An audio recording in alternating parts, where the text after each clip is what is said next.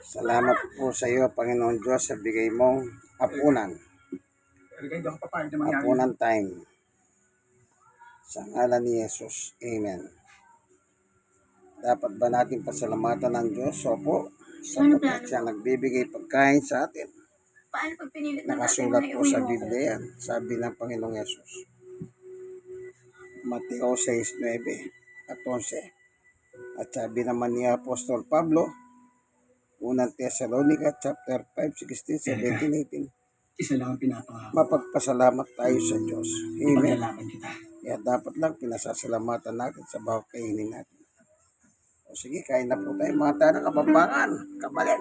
Baka sinasabi mo lang yan para tumahimik ako. Mga tanang po eh. Hindi mo. Lumpiang siyangay. Totoo yun. May lakas loob na nga ako sabihin kay tatay yung sitwasyon natin eh.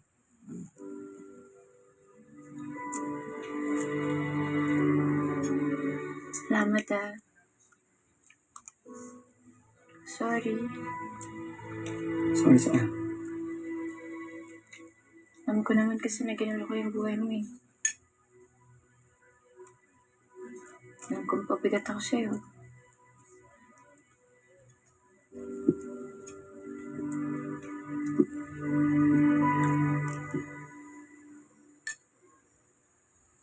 Dahil kang tagal na magulo ang buhay ko.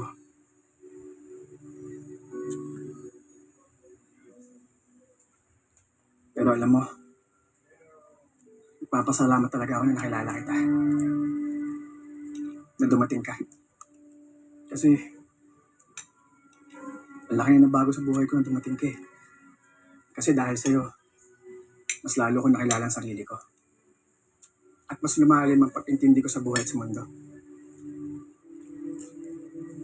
Sure ka na dyan. Kaya yun gawin ng isang tulad ko na walang direksyon sa buhay.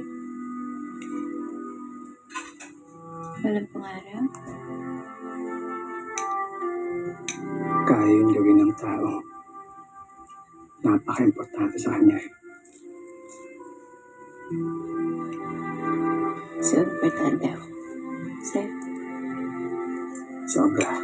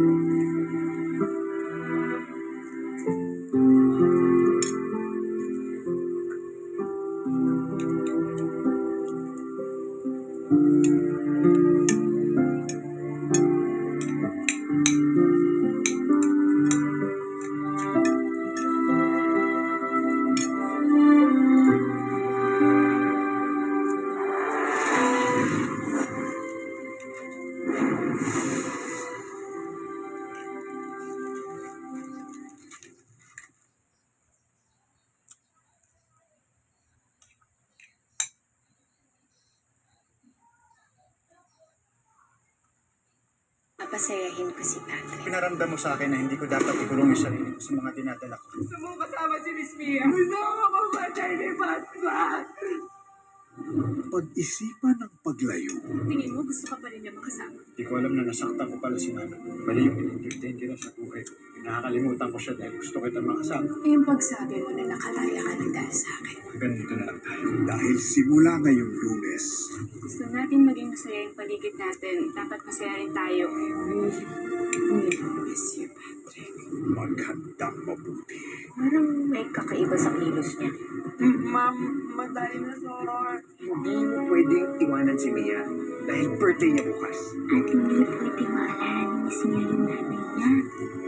Wala ba siyang sinabi sa'yo? Ang sabi niya, importanteng araw dito sa kanya. Sisimulan agad ang selebrasyon. Hindi ako magugulat kung siya pala talaga si Ingrid. Pinapalikan ng asawa at anak niya. Dapat siya mamatay! Mga halimaw sila! Hindi mo halimaw yung anak niya. Hindi halimaw si Mia. Kailangan mo siyang patayin. Kung hindi ikaw, papatay na. It's okay to not be okay. Weeknights, 8:45 p.m.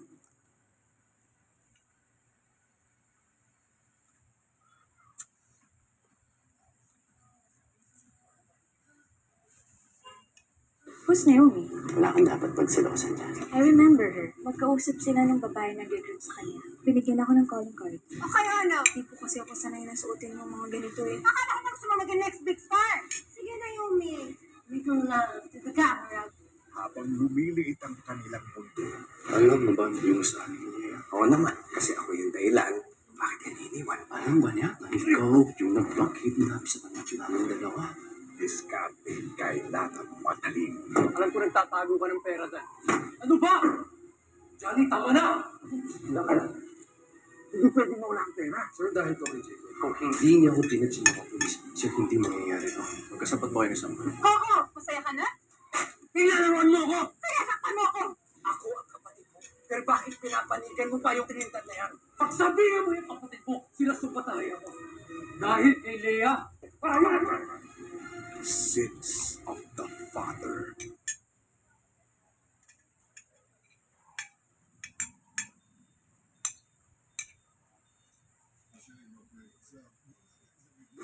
Ang reality show na nag-transform sa weekend ng Pinoy. Dennis! Aura! Diva! Clarice! Magbabalik na!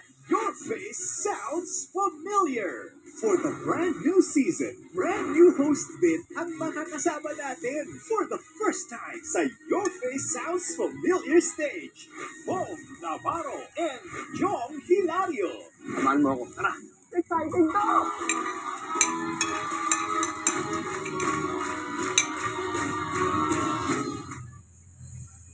Magka-familiar tayo sa kulitan. Magkapamilya tayo sa kanta!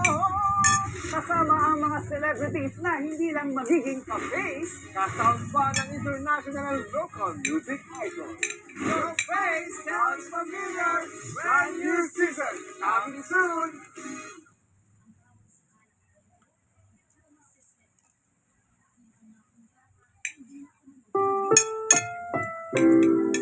Ang programang ito ay rated SPG.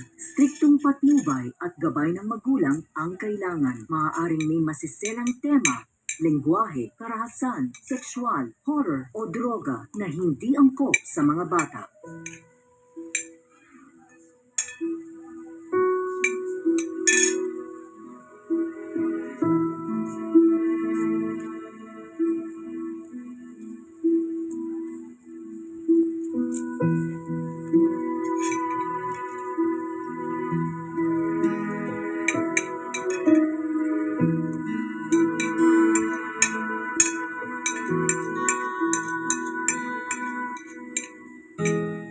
Tulog ka na.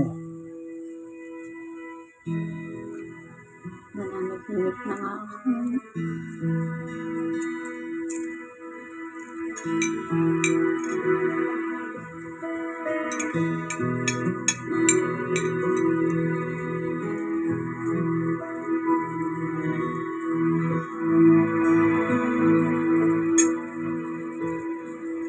Ano naman ang problema, Miguelito, at nagwawala ka? Pinagpipilitan ng mga tao na hindi ako nanalo bilang mayor. Your plan wasn't convincing enough, kuya. Tsaka parang trip pa nilang magprotesta ngayon. Nahihingi ba naman ng recount? Ano ba kayong dalawa? Nung eleksyon, nagpapakamatay kayong manalo, lahat ng kagaguhan, nagagagawa ninyo, tapos ngayon nanalo na kayo? Bigla kayong merong konsensya? Na iniisip nyo kung anong sasabihin ng mga tao? Paano kung di maapektuhan kung totoong sinasabi nila, kuya? Sandy, mamaya na tayo. Uy, kayo din.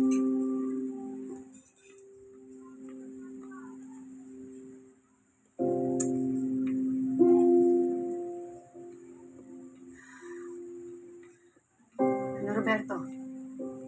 Anong gagawin natin? Ano? Lulundukin na lang ng mga tao? Yung ginawa nating pagmamagic? Iba ng social media ngayon, ha? Baka bumalik yan sa atin. Ang mga Montenegro, ang ating kalaban, sila mismo magpapatunay na tayo ang nanalo. Thank you for watching. Kuya? God bless us Itong all. araw na to, Ang kaibigan Jesus Blatter, Manny Bautista. sa tulong ng kapulisan,